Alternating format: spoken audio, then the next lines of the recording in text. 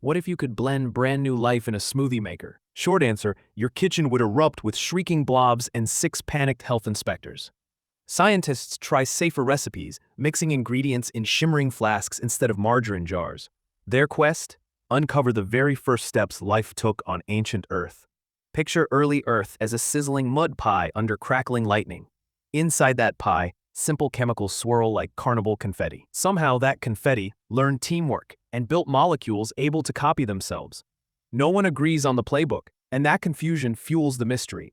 Team Gene claims ribonucleic acid showed up first and bossed chemistry around. Team Metabolism swears early energy cycles ruled before any genes existed. Team Lipid World shouts that fat bubbles were the real superstars.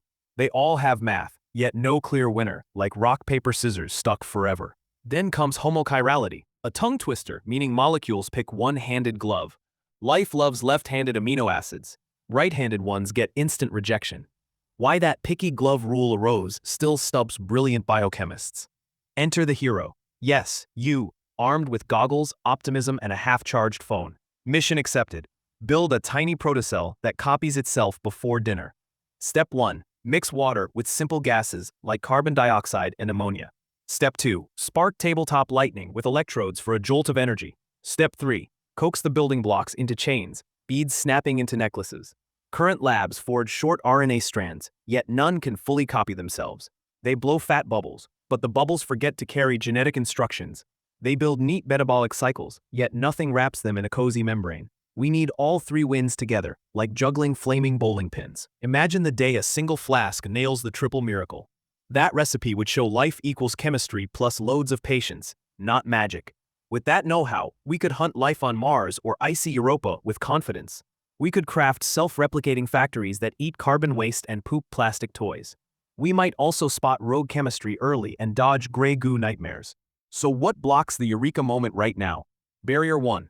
No time machine to verify ancient conditions. Barrier 2. Lab weeks must compress geological millions of years. Molecules get stressed. Barrier 3. Success whispers hide in mountains of sticky tar. Barrier 4. Side reactions turn ingredients into sludge faster than toddlers trash floors. Want in? Start with general chemistry, the alphabet of atoms. Next, learn biochemistry, where molecules gossip, flirt, and occasionally revolt. Add thermodynamics to explain why ice cream melts and life battles entropy. Layer on statistics, your magnifying glass for rare wins. Finally, code robots that pipette faster than sleepless grad students. One late night, your algorithm may whisper, Eureka, and the flask will glow. Textbooks will rewrite overnight, and those health inspectors might finally applaud. Until then, keep curiosity simmering. Questions birthed every cell. Oh, and maybe don't blend mystery goo in your actual kitchen. Science works best when the explosions stay inside cartoon beakers.